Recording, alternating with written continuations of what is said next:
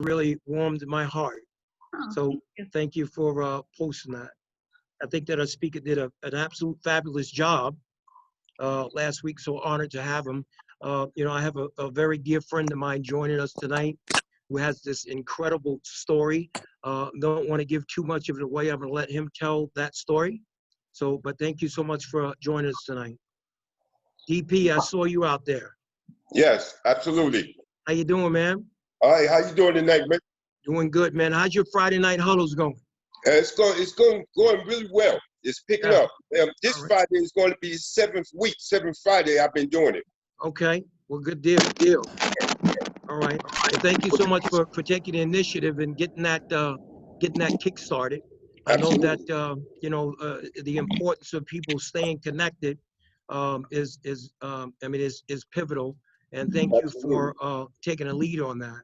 It's also good that what really stands out is that is on a Friday night, right? And Friday night when you can get a room full of people or get some people online for that hour or two that we know that they're engaged. We know that people are they have alternatives to do on a Friday night. So when you get them plugged in there on the Friday night, they're in a good place. Absolutely. So thank you so much for that. Right. No problem. Good deal. Good. So I want to start this off because we got a whole bunch of ground to cover, and I don't want to take up too much time for my friend Tracey Syphax. But I want to hear from some of you guys. Any testimonies?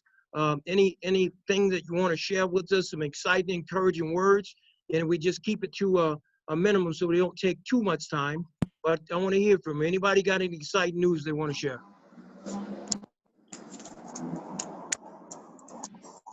Going once. Any good? Hey, John. Hey, how you doing? This is Jackie Tipping. How you doing, Mr. I'm Tippett? good. I'm great. All right. I'm good. I just like to say I thank you for the life tool, and I thank Daryl because Daryl has been. He has been there for me. Okay. And right now I'm taking a test for my card so I can get this job that pays Okay. $21 an hour. Oh, that is fantastic, man. That is fantastic. Yeah, that is awesome. Well, thank you so much, Mr. Thank Tippett, for sharing that.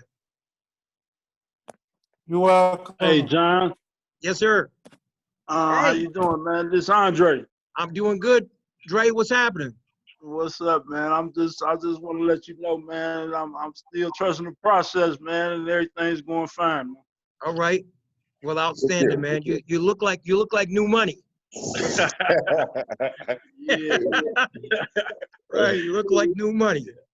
Also, I want to say hello to everybody, and I miss y'all, and I hope y'all well, man. And I did give me a job, and I've been working for a little while now. Okay. All right. That is outstanding. That is outstanding.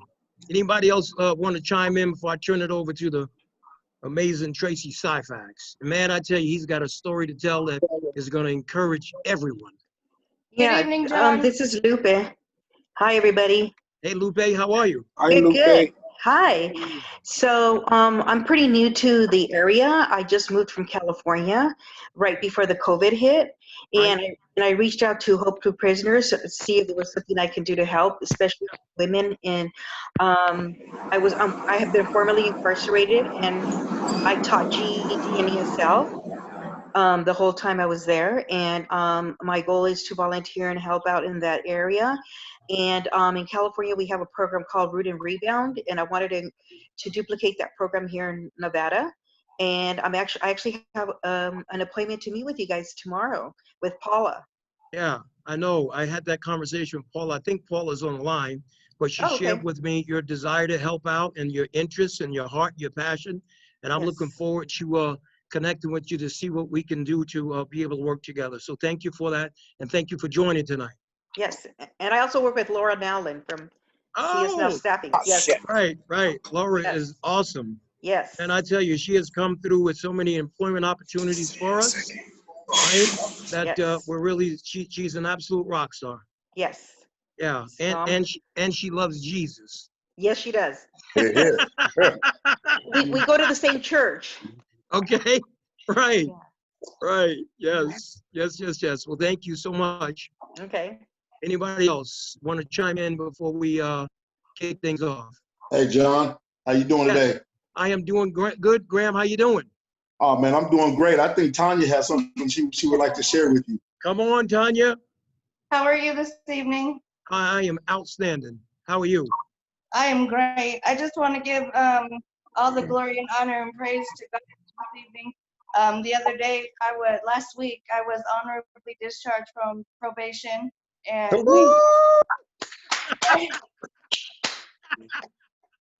we are in the works of, we've already filled out the paperwork, and we are going the beginning of next week to file to get our children back. And Oh, I- that is I'm going back to work on Thursday. okay. Good deal, good deal. That is so awesome. So very proud of you guys, man. Both of you guys are the picture perfect examples of what it means and what people can accomplish when they work hard, stay focused, and just don't let anything stop you. So just let me know when you guys get the kids back, because I certainly want to be able to see that, and hopefully we won't be on a Zoom too much longer. And it would be great if you could bring them to a Tuesday night huddle when we're once again able to sit into this room. It's kind of strange being in this room on a Tuesday night at 10 minutes after 6, and I'm sitting here by myself. Absolutely. It would be our pleasure to have you meet them. It'd be our pleasure, John. Yeah, but modern technology is something else, so we got to use what we got until we get what we want. Yes, sir. That's right, All that's right. right. Yeah. Thank you. Oh, you're welcome. Very proud of you. Keep up the good work. Thank Hey, you. John, Yes. John, I just want to take this opportunity right now to all the ones that's participating right now. I want to introduce myself and let them know that we also have Zoom Huddle on Fridays. My Right. name is DP Ponder. First of all, my name is Daryl Ponder, and everybody call me DP. I'm Jon Ponder's older brother, and we together have been doing this for 11 years now. And I would love for anybody that have time and love to participate and come on, join us and see what we do, what we got to offer. I would love to have you. Friday at 6 o'clock. All right. Hey, DP, are you sending out the Zoom link? Because I need you to send it to me so I can come on Fridays. Absolutely, Marjorie, I got you. All All right. right. Okay, all right. DP That is is- Tuesday, man. What a piece at, DP?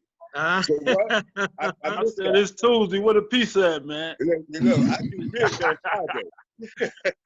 Yeah, where the pizza Pizza. that's awesome. I do mine from scratch. I cook from scratch. I don't do no pizzas. at? Yeah, that's what they do around here too. Yeah. Yeah, that's awesome. I want to hear from Christy Dawn. I saw Christy Dawn's face pop up in the screen. Christy, you out there? Christy Dawn. No, I saw you somewhere. All right, she must have jumped off there. Hey, listen, so without further ado, I want to turn this over to the man of the hour, my dear friend, Tracey Syphax. I've known Tracey for several years now. He and I are part of an organization, Just Leadership, and it's just been an honor and a privilege to be able to be there for him, watch, the way he moves and his life story. I'm gonna, if it's okay with you, Tracey, I'm gonna read your bio, because every time I read, this is like the third or fourth time I read it, right? I've read it, and it just like things just jump out me on the page. So please extend me the latitude to do that. So Tracey Syphax is the president and chief operating officer of Fax Group, LLC, a real estate development company.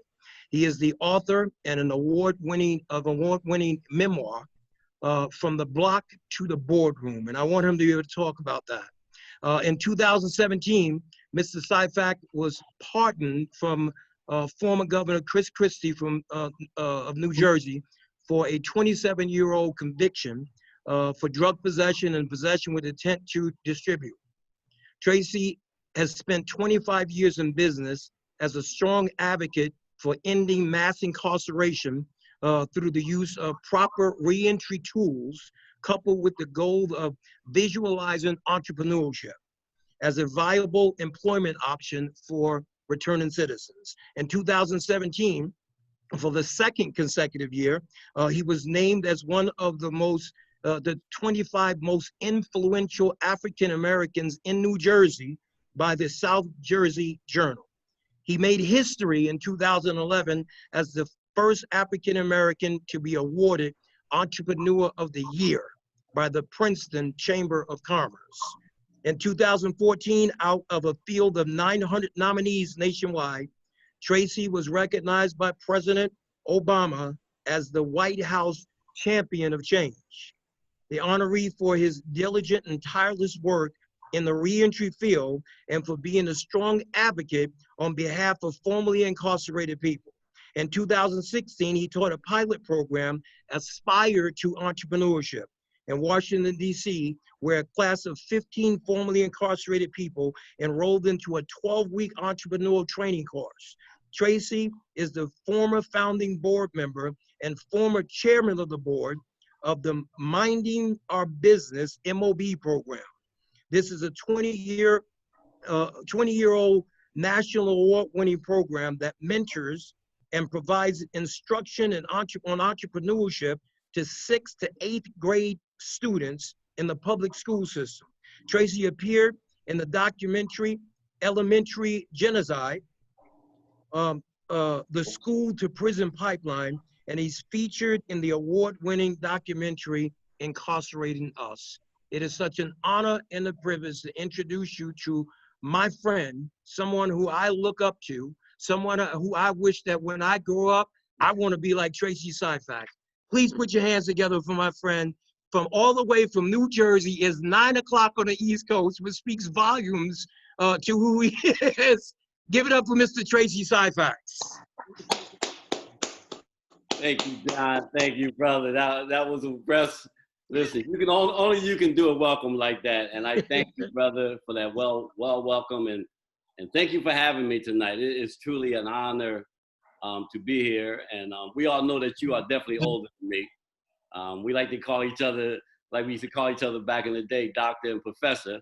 So I like to call you Dr. Jon Ponder, and much respect to you, man. It's been an honor to get to know you over the past couple of years through the Just Leadership program. So amazing work that you're doing out in Vegas. So thank you for having me tonight. But before we get started, and I know we maybe have about another, half hour, I definitely want to be able to, leave 10 minutes maybe for some question and answers at the end, because I believe that, I can deliver a message of hope and redemption, but a message of how we can economically pull ourselves out of some tough situations.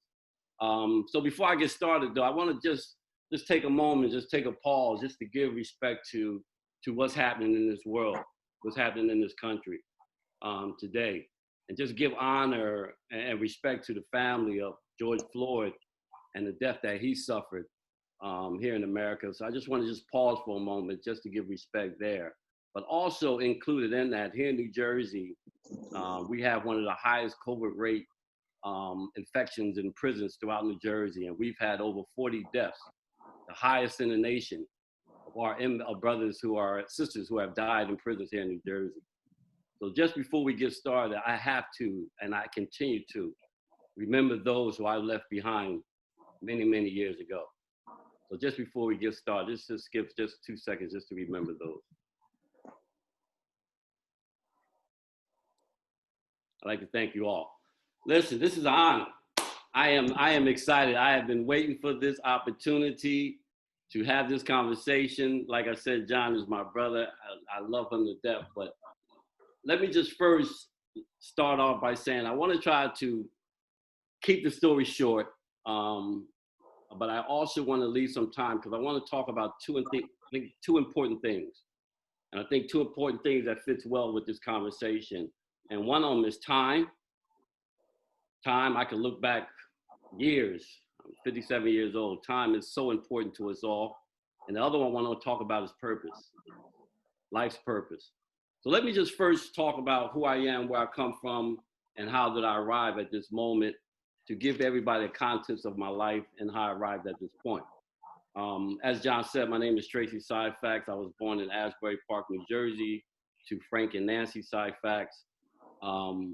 My story is like so many other stories of a young man growing up in an urban area throughout this country. When I was a young man, my mother and my father divorced, and I talk about this now also.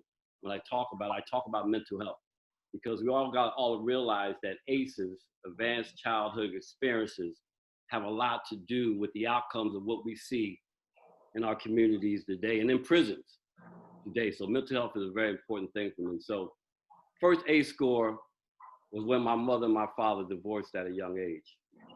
When my mother moved to Trenton, it was me and my brother, my older brother, Troy. Troy was about a year older than me. And we moved to Trenton and began to live here in Trenton, New Jersey. Unexpectedly, at the age of 8, there was a tragic accident.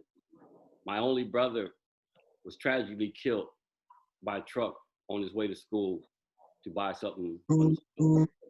So when that happened, that did something to my family, to my mother. I seen the hurt daily in her, and the toll that took on her life. That was number 2. We moved to Virginia, to Texas. At the age of 10 years old, I didn't know anything about Texas. Back then, Texas had dirt roads and no sidewalks. I was a kid coming from the inner city area where we had all concrete and blacktop. As soon as we arrived in Texas, my mom was arrested for marijuana possession. I was forced to stay in a foster home, staying with people that I never knew, people that didn't know me. That was number 3. While I was in that foster home, I was abused as a child. That was number 4. So as I got out of the foster care and got back to New Jersey with my aunt, I began to act out in school like so many other kids, and people asked our kids, what's wrong with them?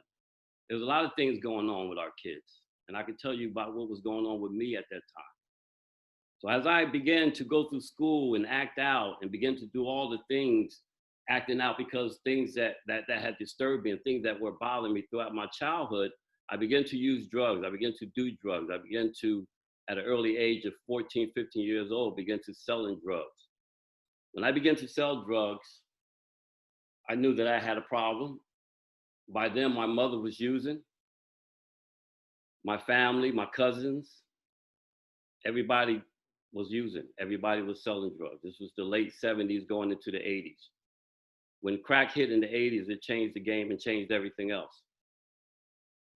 I did my first bid at the age of 18 years old. When I got knocked off when I was a juvenile, the police told me, when we come back, we're gonna come back when you're 18. And when we come back, we're gonna send you down for a while. And they kept that promise. They came and visited me 4 days after my birthday. They raided my house. So when I went to jail the first time, I did about 2.5 years. I came home determined to change my life, but not really. You know, sometimes we go to jail, we think we could come home and be slicker. We think we can come home and be better.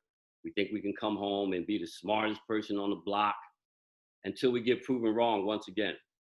And that happened to me. When I came home in 1983, I got with my longtime girlfriend. We got married. I was working. I was doing the right thing.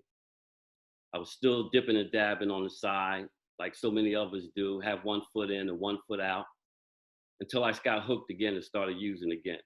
So here I am back out on the street using again in the mid 80s. And by 1988, I was shot.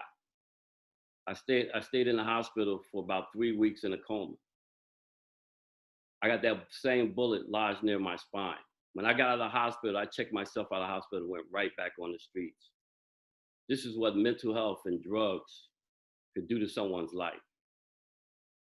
By the time 1989 run around, I had racked up more drug charges and a gun charge. I was sent back to prison. This time I was sent back to prison, hopefully for my very last time. When I was in prison in 1991, an incident happened. I think that almost kind of took my life and put it in perspective. I was in a prison down in South Jersey, and there was assault on a police officer, on a correction officer. My cousin assaulted the correction officer and I broke it up. I tried to calm my cousin down. Eventually, of course, the code was called. They came, bun-rushed him, took us both to the hole. I woke up the next morning with street charges for assaulting an officer, and he did too. I was shipped to Rahway State Prison, and he was shipped to Trenton State Prison. When I woke up in Rahway State Prison, I had those street charges, knowing that I didn't do anything and that I didn't assault anybody. They ended up dropping my street charges because, once again, there was no evidence, but the administrative kept those charges on me, and I ended up spending a year in that seg. And if anybody know what a year in that seg means, it's 23-hour lockup. You come out for a half-hour rec and a half-hour shower each and every day. So I spent a year in that hole with a window that was maybe 4 inches by 12 inches long, looking at the New Jersey Turnpike every single day of my life. Sitting there for something that I didn't do. And somehow I tried to reconcile that, but what that gave me an opportunity to do, it gave me an opportunity to read the Bible twice, from cover to cover. And I heard those things in the Bible, talked about the stone that the builder rejected would soon be a cornerstone, and those who would last would soon be first. When I began to see those, I began to see myself of everything what I could be. Because see, I was a drug dealer that sold drugs to support my habit, but one thing I never did for 17 years is anybody that used drugs and used heroin know that one of the worst things that you don't want to do is be without your drug of choice. I managed for 17 years never to be without my drug of choice when I was in the street. I knew business, I knew product, I knew marketing, I knew sales, I knew customers, I knew territories. Everything that I needed to do to be a successful drug dealer, I knew in the streets. And I also knew when I was coming home from prison, because after I came out of the hole and really began to find out who I was, I enrolled in a program called the AMIR program that taught African American studies. And when I learned the story of Madam C.J. Walker and A.G. Gasson and all those Black millionaires that have come up through some tough times that have made millions in business, I began to believe that I was also an entrepreneur. We just needed to change that hustle and turn that thing around. So when I came home for 1993, I came home with the determination never to come back. I was lucky and had the opportunity to get a job as a roofer. Trust me, it was not something that I aspired to be, but it was an opportunity for me to learn the trade and to make very good money. Within 2.5 years, I learned that trade. I worked my way up from laborer to mechanic to supervisor in 2.5 years. I went to the Million Man March in my 2.5 years of working there in 1998. And one of the things, 1995, one of the things that Minister Farrakhan said was that if you didn't have a job, your charge was to go back to your community and create one. Even though I was working and had a good job, I kind of understood what the message was about. And like I said, I had a feeling that I was an entrepreneur all along. When I came back home, I quit my job in 6 months and started my first business. I grew that business to $1 million corporation within 7 years. I began to then amass millions of dollars in the same neighborhood that I sold drugs, in the same neighborhood that I ran. My office today is located on Martin Luther King Boulevard in Trenton, New Jersey, just like any other Martin Luther King Boulevard across this country. But it's that same corner that I sold drugs on. It's that same area that I hung out. John talked earlier about the program where we teach 6th and 7th graders how to start and run a business. I understand as a businessman what my responsibility is, and I understand where I've come from. To get to where I've come from, I know I have to give back. I have to be an example for those who are coming behind me. So teaching entrepreneurship to 6th and 7th graders and being visible in that same community that I grew up, and I still live here today. I built my house here some 18 years ago. When I was married, I'm going to build my second home in this same town within the next 4 to 6 months. I believe in the power of example. When I grew up in the 70s, I had example of what an African-American business owner looked like because I worked for some of them. I know what they look like. I live with them. A lot of our kids are growing up without seeing that now, and I believe I have to be that example.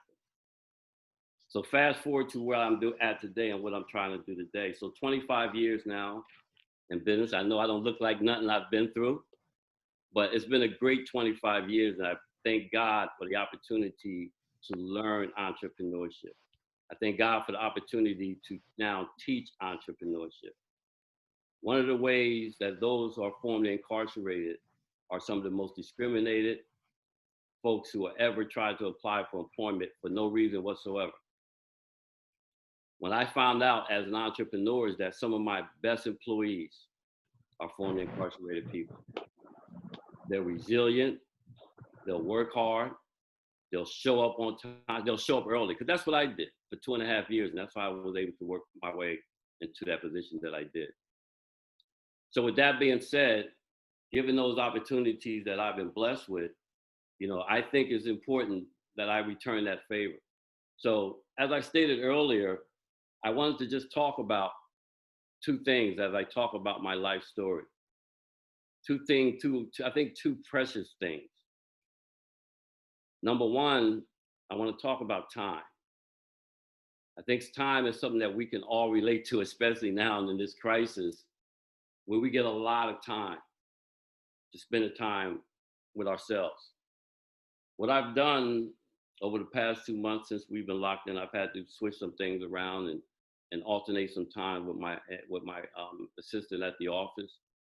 But what I've been able to do as I spent time in solitary confinement in 1992, when I read the Bible from cover to cover, I recognized that I have the time now to reflect and to get back into the things that brought me to where I am today. And now I actually had the audio version. We didn't have the audio version back then, so it makes things a lot more easier now. So now I'm into the Bible again on the audio version for the third time. But this is what time allows us to do. It allows us to reflect and begin to think about where we are in life. Are we everything that God has made us to be? And I think if we look back on our life, or we look back every year after next year, everything that we do and everything that we plant in our life is what we put out there. And I believe that there is a power out there that directs all our lives. And we eventually come to see that. You know, the great Muhammad Ali once said, if a man thinks the same at the age of 50 as he did at 30, that he's wasted 220 years. The Bible teaches that when I was a child, I spake as a child. All those things, as I've gotten older now, I begin to learn. And that has helped me to begin to transform my life and to really find out what it's all about. So number one, I think we have the time now. I think we all can see the time. I know some of us had those dreams. Some of us had those opportunities. Someone had those things that we want to get out there and really do. And this crisis right now, I like to call 2020 the year of the pivot. This year right here gives us an opportunity to reflect back on that time. Where do we spend our time? How do we spend our time? Who do we spend our time with? Why do we spend our time with them? And spending our time with them creating what we need to create in our lives. I believe all those things are so important. So as we begin to come out of this crisis, I think we should all be looking to come out of this crisis a new person. And I like to think that, and trust me, my 25 years hasn't all been no bed of roses. My 25 years of being in business and now going on 28 years of being home has not been a bed of roses. I faced a divorce. I faced personal bankruptcy. I faced cancer head on, where my prostate was 60% cancer, and I had to make a decision to have an operation within 30 days. I know what adversity looks like. My life, I am an expert in dealing with adversity, like a lot of us who have come down this road have. So I begin to, like I said, look at where we've come from and how we've gotten here. Those who have traveled that road less traveled are some of the most resilient people I know. They're some of the most creative, they're some of the most talented, and they're some of the most innovative people I've ever met. And I think if we can take that talent and harness that talent, and this is where I want to talk about purpose and entrepreneurship. I believe that entrepreneurship was a game changer for me. It changed my life and it gave me the opportunity to help change other people's lives. if we all can now look at those things that we want to do with our life, and it's, you know, everybody is not born to be an entrepreneur, we know that. But those risk takers, those are the ones, and we know who they are. I was one of them. You was probably one of them. But those are the folks that we know that have that entrepreneurial spirit, and those who we know that have talent that we can take and harness and help them get back in the market. And I'll end with this testimony here. Jon talked about the program that we did in Washington, D.C., where we took 15 returning citizens through a pilot program called the Aspire to Entrepreneurship Program. When Obama left the White House in 2014, when I was honored at the Obama White House, one of the things I wanted to come back and do was to be able to create a program for returning citizens. I was already doing it with 6th and 7th graders in the Trenton Public School, but I also knew where that talent lied at. When we took those 15 individuals through that 12-week program, we were able to create 14 businesses and 42 jobs in District 6 and 7 in Washington, D.C. One of our cohorts came to me in a wheelchair, Lorenzo Stewart. If you get a chance, Google his story. Lorenzo Stewart, Washington, D.C. Lorenzo came to me in a wheelchair. He said, Mr. Syphax, I don't know if they're discriminating against me because I got this gun charge, or they're discriminating against me because I'm in this wheelchair. He said, but either way, I can't get a job nowhere, and this entrepreneurship program is my last hope and opportunity to raise my family and do something for myself and my community. Lorenzo ended up finishing top 3 in that program. He wrote a business plan on a power transit business. He realized the difficulty of getting around Washington, D.C. in a wheelchair. So that was his business plan. It was a very powerful business plan. He ended up getting a couple of loans and a couple of grants to start his first business. Within the first year, Lorenzo had 3 vans and 8 employees. I went and interviewed Lorenzo right before the crisis in 2019. Lorenzo had just signed a $1.3 million contract with DC government. These are the opportunities that I believe that lie in between those who are formerly incarcerated, if given the proper tools and the proper guidance and the proper mentorship, that they also can go out there and do very well in the market. So that's when I look at purpose, that's what my purpose is, and that's what I've been charged to do, and that's what I feel that God has put on my life, coming from where I've come from. So I share those 17 years of experience as a drug dealer and selling drugs, coupled with my now 25 years experience as a successful entrepreneur, as 42 years experience.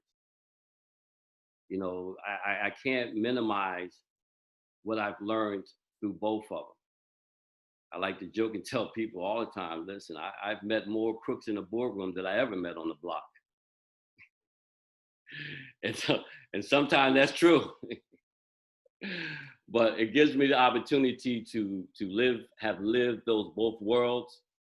It gives me those both world experiences.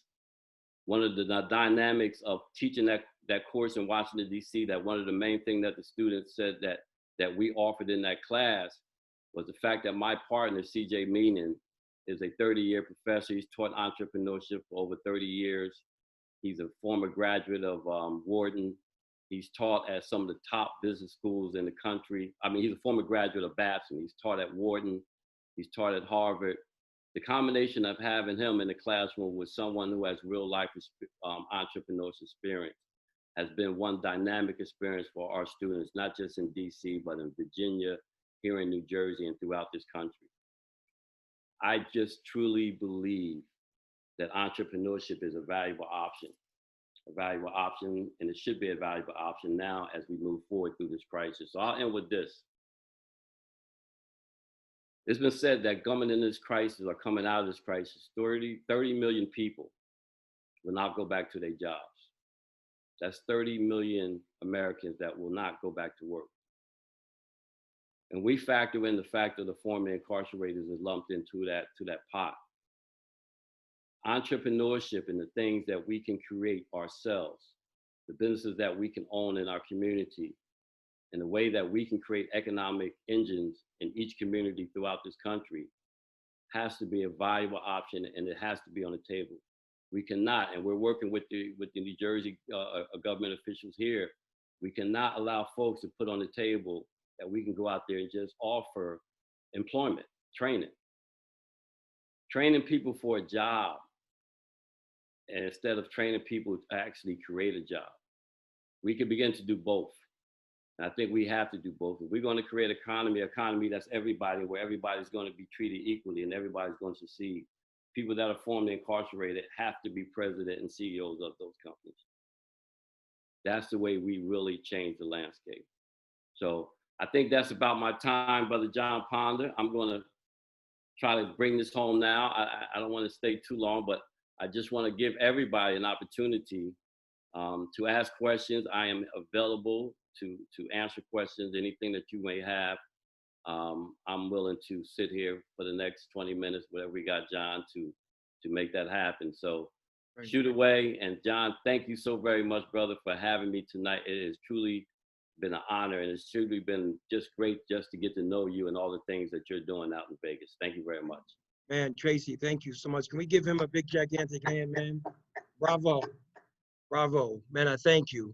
So you guys see why I tell you this guy is my hero.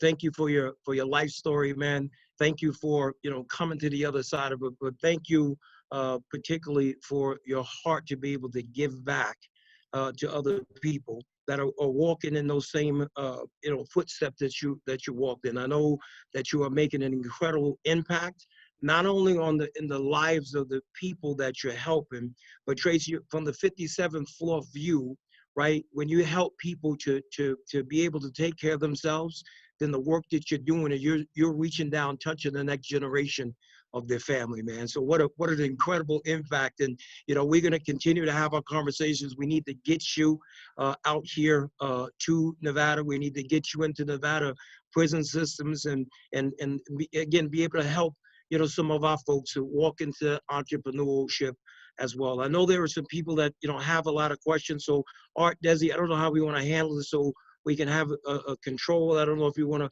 put it in some chat lines, but if we can just do it sensibly. You guys come off mute. If you can keep your questions short and give Dr. Syphax an opportunity to answer them.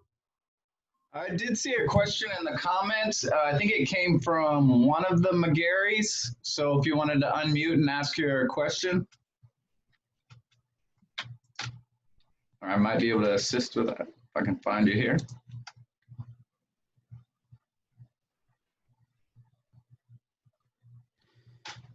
It looks like he might be having some audio issues. So. Can I just add something real quick, John? Sure. I have to say that we did talk about the entrepreneurship courses that we do outside of prison. We've also created a program where we also teach this program inside prison. So last year, we had 1,000 inmates at the Borough Prison in Washington, D.C.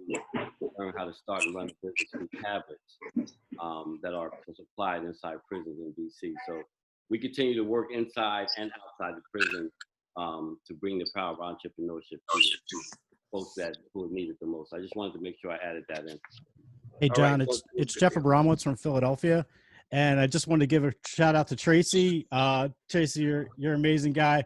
John, I think the world of you and your organization. You guys are amazing, doing some great things in Vegas, and had an opportunity just to hop on for a little bit to say hello and congratulate you on a great program. So good job, guys. Well, Jeffrey, thank you so much for jumping in inside. I remember last time that I saw you, you were out here in Vegas. I was speaking out in Vegas, came to see your program. Yes, yeah, thank you so very, very much. So I think that the McGarrys are there, but before we go to the McGarrys, is Paula Lawrence on? Paula, you there? I'm here, John. Yeah, so Paula, that piece that Dr. Syphax talked about, what they're doing inside the prison system in New Jersey, that is the component that we have to get here to Nevada and get inside our Nevada correctional system. And Paula is my chief development officer. So I will have her reach out to you, Tracey, and we'll see if we can start connecting the dots on that. Absolutely. Thanks, John. Thanks, Paula. You bet. Tracy, I'm looking forward to it. I got to tell you, John was running around the office like a kid in a candy store today. He was so excited to have you on tonight. It's a No, pleasure to hear you. I you know, share the enthusiasm. Thank you so much. thanks, Paul. Appreciate it. Bet. Hey, All right, John, Mr. are we waiting for the McGarry's? next? Mhm. I can read his question. Sorry, one moment. It said, what was the hardest thing to overcome when being self-employed? I would say access to capital has to be the hardest thing for everybody. Access to capital, as you know,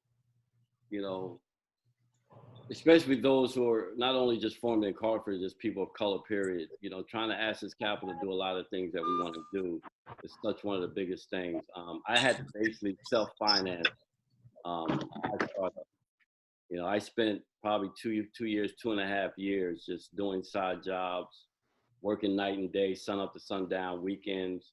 Profits that I was making, I was buying trucks, I was buying tools. So I just had to basically self-fund myself in order to get started. And that's what a lot of us got to do. And that's what I like so much about us doing this, is because, once again, we can do this. We are some of the most creative people that I know. We can create things out of nothing. This is what we do. So I have no doubt, and I teach this in my course to make sure that our students understand that lack of funding is not a lack of excuses. We can still self-fund and do things without people putting money behind us to do it. We just got to be smart and do it the right way. That's good. That is good. Who else? Who's the next question? I have a question. This is Lupe again. Okay. Hi, Tracy, my question to you is, your entrepreneurship program, what percentage of this program is male and which percentage is female? The classes that we put together so far, I would say it's been 15% to 85% female, 15% female, 85% male. Okay, so I would really like to see how I can speak with you, because I actually have an entrepreneurship program that I use, but I like to mentor women for the purposes that I feel that community is not served as much as the men community, and I understand because it's larger.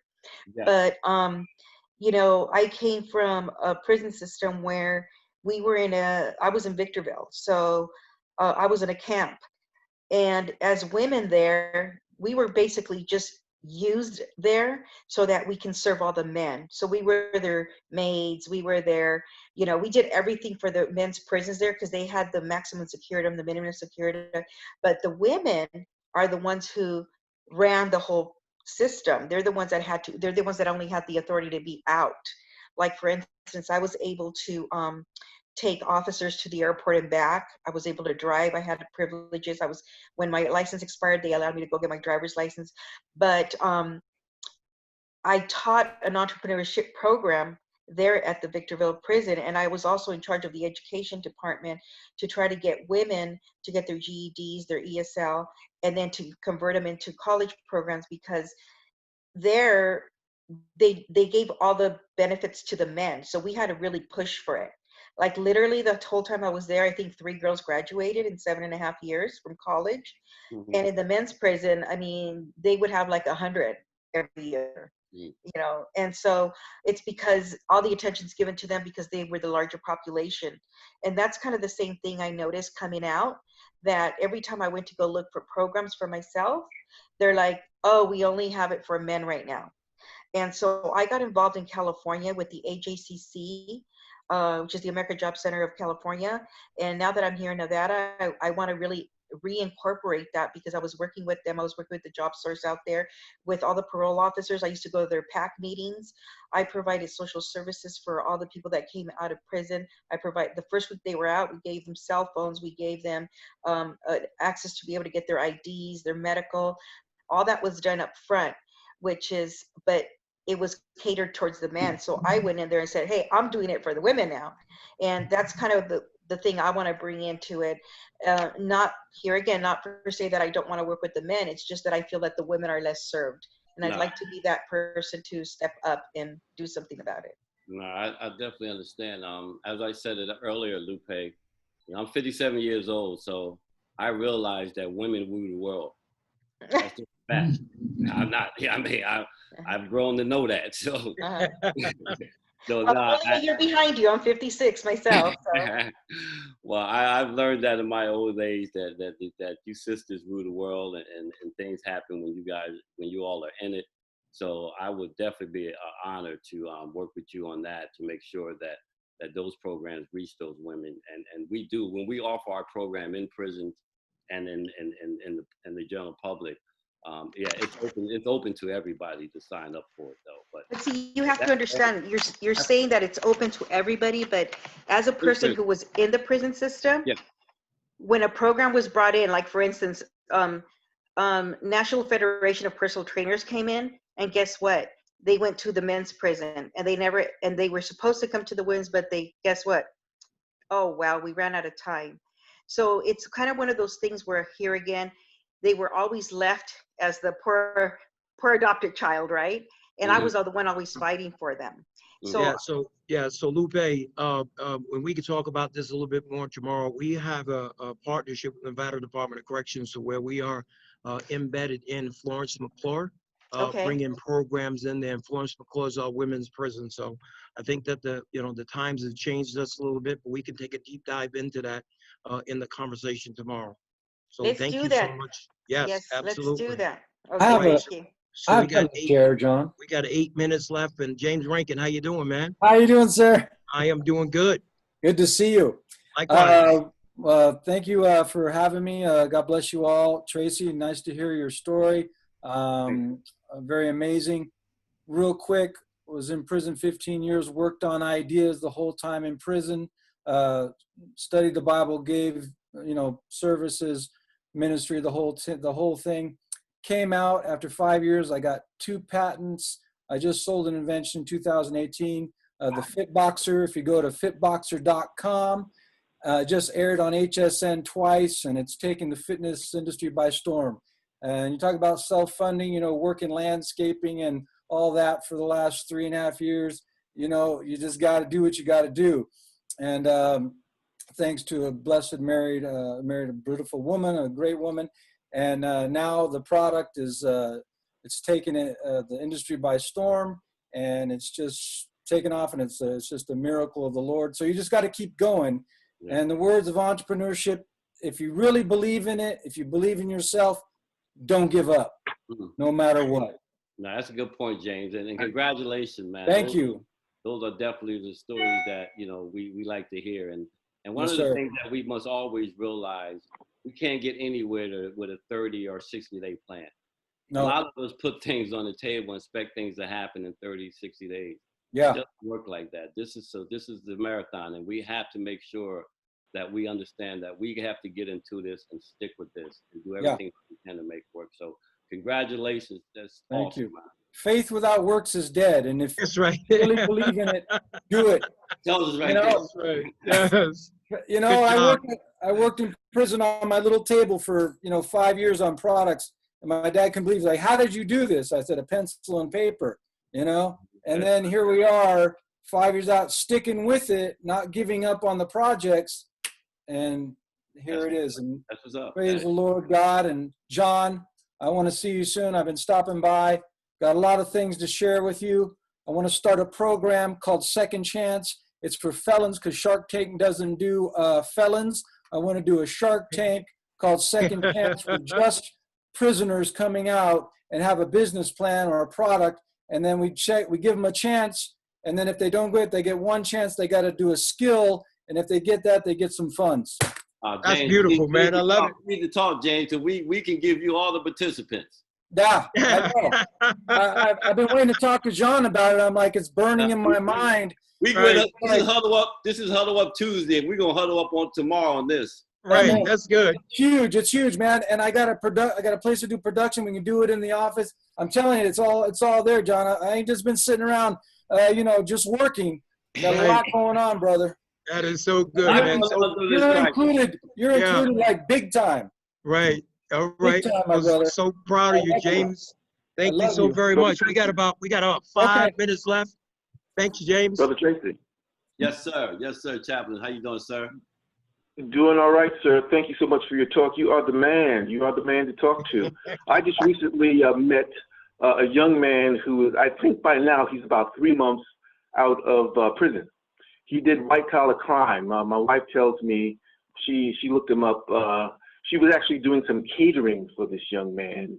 And during the course of it, I was helping my wife. It was a very small party. He had been out a month. This is about a month ago. And he's talking with his friends, and we learned that, he had just gotten out, So the whole project changed when I learned that, He didn't know that I was a chaplain or anything like that. I was a lady with Hope of Prisoners. But anyway, we looked him up, and he did white-collar crime.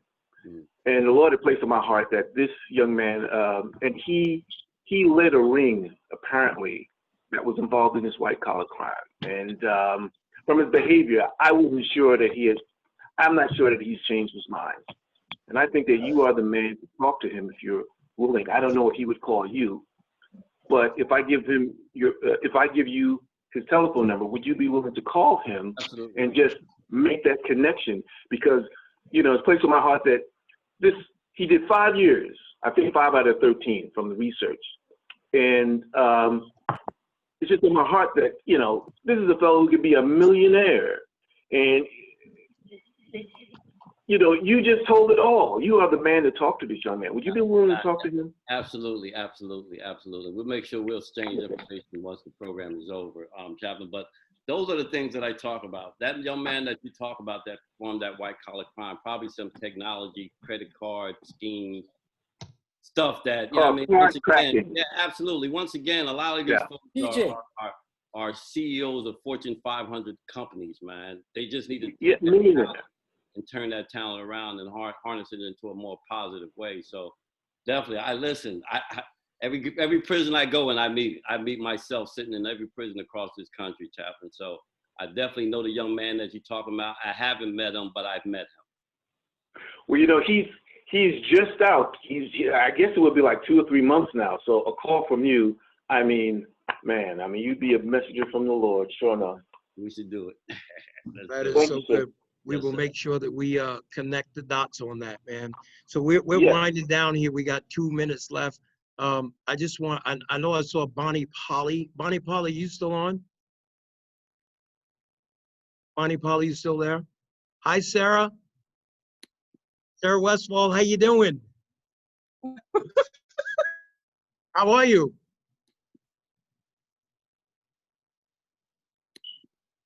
Oh, Sarah. Hey, how you doing? I'm good. How are you? We are doing good. Gonna be just doing good. I saw you in the office. I think we passed you in the hallway a couple of weeks ago. Right? You did. Well, it's good to see you. Yes. All right. Thank you Same so much here. for joining here. We might have time for one more quick question before we let Mr. Syphax jokes. It's 10 o'clock. We know that he gets up at dark 30, right? Gets up at dark 30, ready to go to work. So we have time for one more quick question. I just wanted to say hi to Sarah. She's my mentee. Okay. How you doing? Well, that is good. How are you? I'm doing well. Glad to see you here. Same here. All right. Well, as our time winds down here, I want to thank everybody for joining. It's so good to see everyone's. You have a question? Okay, we can make it really super quick. Okay, so I know you said you're going to answer for me, Art, because I put it in the chat for you. Oh, no, I can't articulate as well as you can. Okay, first of all, thank you so much for this opportunity. I'm really, really excited about that. This is actually right up my avenue. I'm interested in entrepreneurship. And so I know that you're in the East Coast, and one of the things that you did address is this class is available to everybody. How is it available to everybody? Is it a virtual classroom? Is it an online classroom? Is it something you buy books and you do a study guide through mail? Or can you explain to us, for those of us who live on the West Coast, how we can participate in your entrepreneurship courses? John, listen, John told me y'all was gonna be asking all the right questions. So I want to make sure I have all the right answers. Question too. Our class is online. You can do our course on a smartphone. There's 20 lessons and 40 concepts for entrepreneurship. We have an online community. courses in video, it's in audio, it's in text. Any way that a person can learn, our course is set up with it. My partner will put our course up against any course in Harvard, any top business school in the country, any online course, he'll put it up against it. We believe we have one of the best courses in the country for people that are formerly incarcerated. Is there going to be a link on Hope for Prisoners so that we know we're all associated with Hope for Prisoners? Is there going to be a link on that website so we can access your website? Yes, absolutely. I'll make sure I get John all that information, all the links to our website. We do a podcast called streetstartups.com. As Street Startup is all about the underground economy, meeting mainstream economy. This is where we talk about that underground talent that we have. How do we bring that into the mainstream market? And we talk about that every week on our podcast. So I'll make sure John gets all that information. He can have all that information up. And thanks a lot. Yeah. Oh, awesome. So that's going to be our time for today. Because again, I just want to honor Dr. Syphax's time, man. Just thank you so very, very much. I think you lit a fire under a whole bunch of people's feet. But so I know that there's going to be other questions and wanting to get involved. I can't wait for you to get out here. So this is what we'll do. The minute that this thing gets lifted and we can travel, I know I have some stuff I need to do on the East Coast. I would love to be able to get you out here on the West Coast and put you in a room with some of these smart, sharp folks that already have it in them to be successful business people. You know, Tracey, a mutual friend of ours in the amazing chef Jeff, he always says, right? Always says that the hustle is already in you, right? Sometimes we hustle the wrong things, right? If we can take that hustle and we can traject that into a more productive and positive things, man, we could be some of the most successful people to ever walk the face of the planet. So, Tracey, Fortune 500 CEOs, brother. Yeah, that's right. So thank you so much, man. We're going to let you go get some sleep. Thank you guys for coming out. It's so good to see you guys. We'll be back again next week with another Tuesday night huddle. And I'm hoping within the next couple of weeks, we'll be able to, get more than, 10 people in a room, right? So we can get back together because I miss you guys. It's so good to see you guys' face. Dr. Syphax, man, thank you again so much, and we will see you soon. Thank you, brother. Give him a gigantic man. Good job, man. Let's go. Thank you. Bravo. All right, brother. God bless you. God bless you. God bless you. Bless you. God bless you, Doctor. Right. Second shot. Bless everybody. Good night. I need that link for Friday. I need Second that link shot. for Friday Huddle. Right. Second shot all the way. Friday Huddle. Send me the link. DB, where you at? Good night, everyone.